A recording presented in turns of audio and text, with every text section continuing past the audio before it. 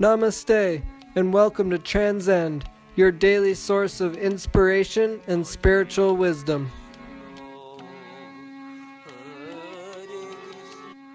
Namaste. Welcome to Transcend. Sorry I haven't uploaded a video for a while. I was traveling in California, and then for the past week or two I've been a little sick. You can probably hear it. My voice is it's a little hoarse, and but I'd like to make this video because I can speak. My voice is just a little weak. So this is the part 2 of the series discussing how we are expressions of the universal existence, or how each person is a particle of the universe expressing itself. So I made a part 1, and that's already uploaded.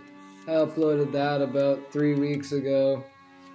So if you haven't seen that, please go ahead and watch that. And that discusses how we aren't the misconceptions, and how we actually are not. How can I word this? I'm trying to say that we are expressions of the universe, but in that first video I described the false reasons why we are expressions of the universe. Those misconceptions are given there. So in this video I'm going to be talking about how we actually are expressions of the universe, but what that actually means, and how in a genuine way how that is real. So to recap, in the first video I said that the universe, God expresses himself through many ways, and yes, everything is an extension of God's energy, but at the same time everything isn't God's intimate and and desired expression. For instance, in this world, violence and killing, murdering, raping, and the list goes on and on with all very negative things. These are not expressions of God's divine Leela play, but they're not expressions of God even. They are part of God's energy, but his extended energy. This is the Maya-shakti. This is the place where Durga resides, the place where divinity is covered, where yoga is covered, where real spirituality is covered. And so this realm is not really the place to look for divine expression, to be honest. Actually, it's described in the Vedas that everything within this world is a perverted reflection of the divine reality. And so there is a type of transcendental expression that mirrors death. And that it's not death because no one dies in the eternal abode. You don't die, but it's feelings of devastation which are actually saturated with ecstatic love for God. And these truths are a little difficult to conceive of, but they're all detailed in a book called Bhakti Rasamrita Sindhu in ancient scripture, and in other scriptures too, Sri Chaitanya Charitamrita, and many others. And we won't get into that right now because that's a little beyond the scope of this presentation. But the main idea is that, so how are we expressions of the divine, of God, of Krishna, of Rama? How are we expressions?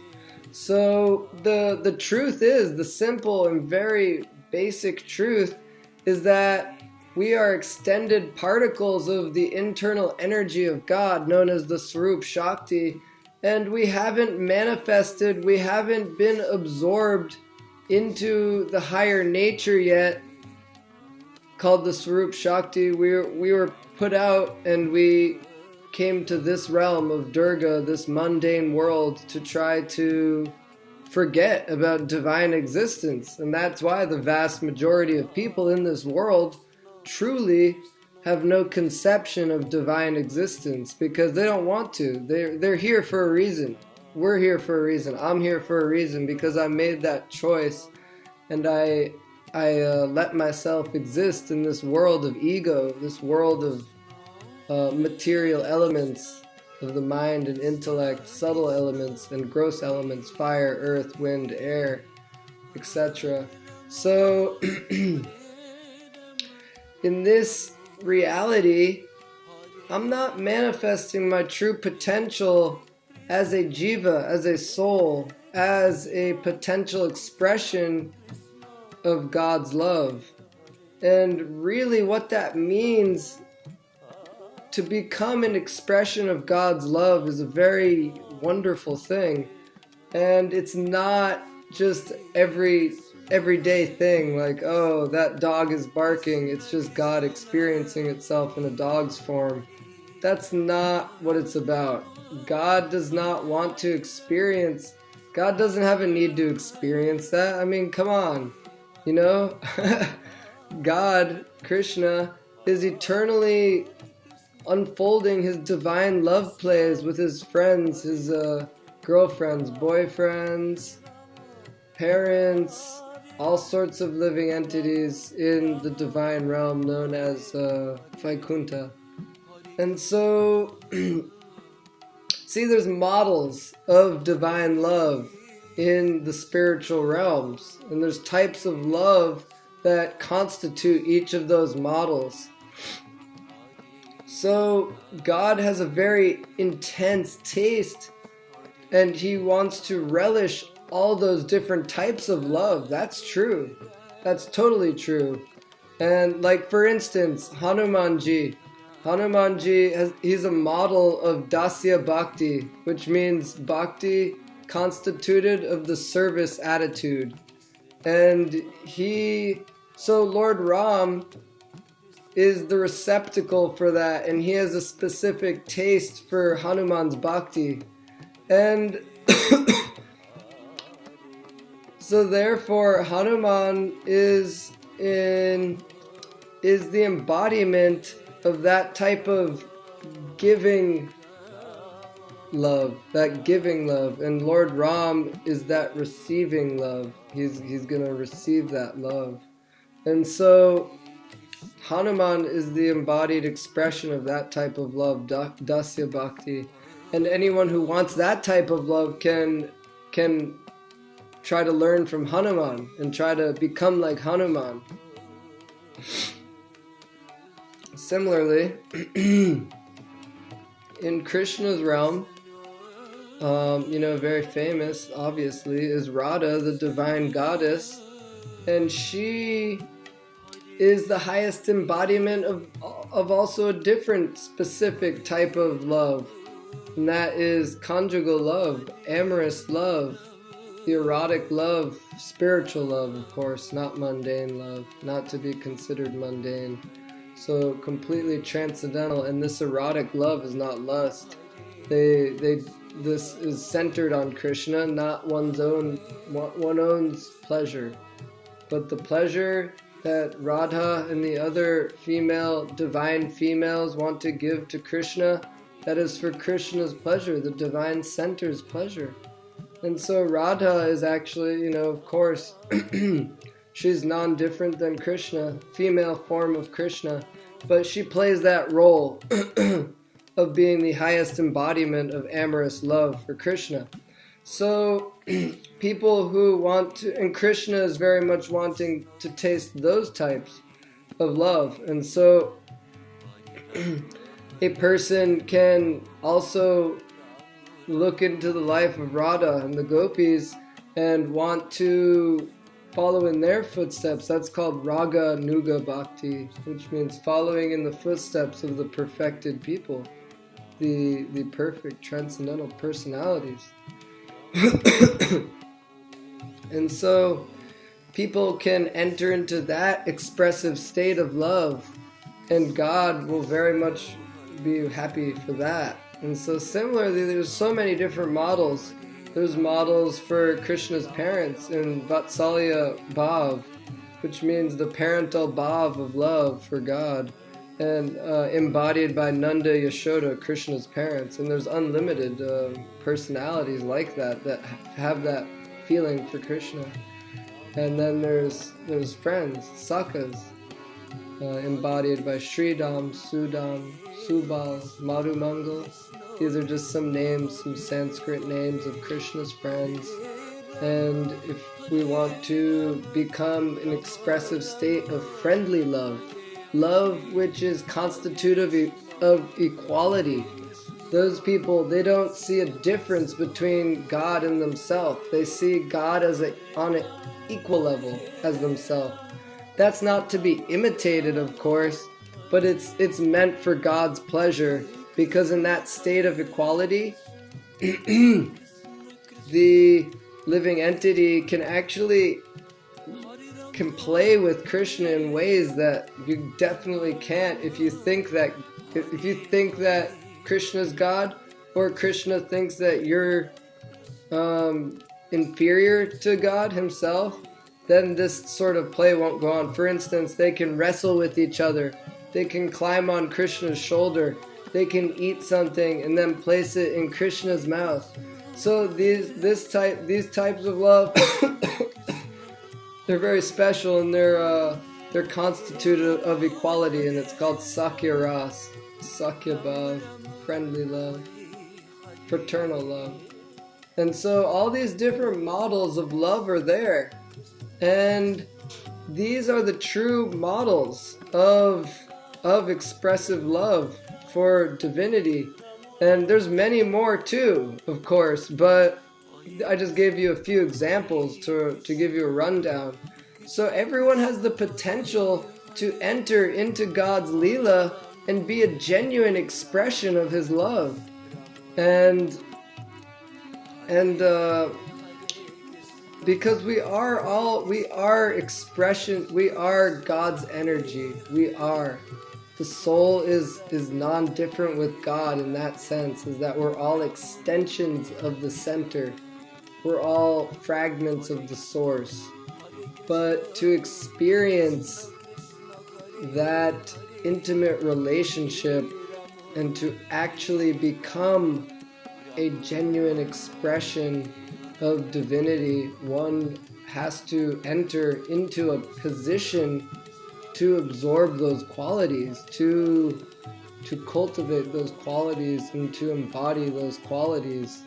And that happens by the process of bhakti, and more specifically Raganuga Bhakti, which is the path of spontaneous love, awakened by hearing of Krishna's divine pastimes that are genuine and true and eternal.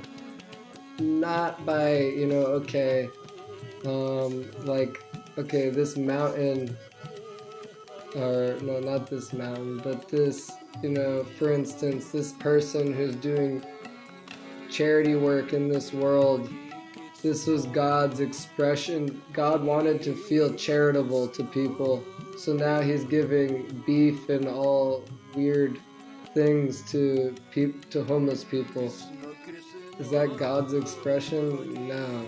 God doesn't have the desire to do that. That is the independent fulfillment of desires of other living entities.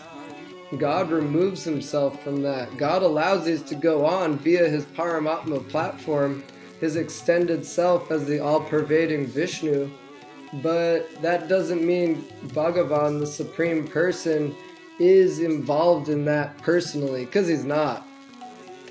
The statement in the scripture, the ancient Veda, is that Krishna never leaves Vrindavan even one step. Not even one step does Krishna ever leave Vrindavan. Why? Because that's not his thing. Krishna's thing is to love and play and be totally absorbed in samadhi, absorbed in love, and experiencing relationships with his loving friends, servants, amorous girlfriends, and parents, and in other places, Dwarka with his wives, with his other friends, and so many different realms of divinity. So I think you should understand by now. I know it's complicated, it's a little unusual to hear these things, but this is the reality as the Vedas give it. So it's very authoritative, and it's the whole science is given in these writings. And so I hope that cleared up some misconceptions for everyone. And I think I covered it all. So if you have any questions, feel free to, leave a question in the feed below, and I'd love to try to answer them. Sorry if I missed something, or I don't know, no one's perfect. I tried to do my best, especially when talking about transcendental subject matter. There's always going to be, what can you do? So, but I think you understand the idea is that in our present conditioned state, we're not actually allowing ourselves to be expressions of God's love. We're expressions of our own independent ego and our own desire, our mundane reality. That's what the gross body is. It's a manifestation of the subtle samskaras that are imprinted in the subtle body of mind, intellect, and ego. So those are where the samskaras are held, and then according to those samskaras, one attains a gross body and is manifested in this world, and then they die, and then their gross body again carries them to a new destination to further fulfill their desires.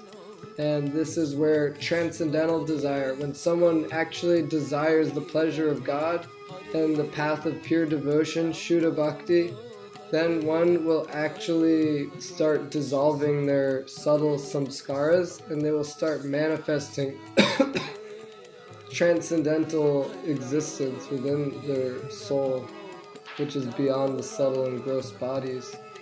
So thanks for watching and taking your time to check this out. Hope you guys have a nice day. Hare Krishna.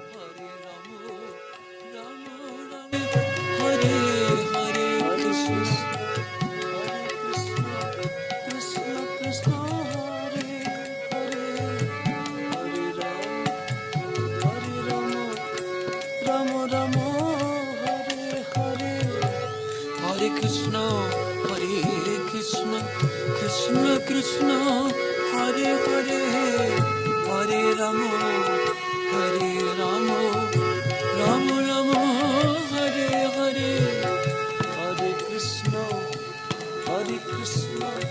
Krishna Krishna, Hare Hare, Hare Rama, Rama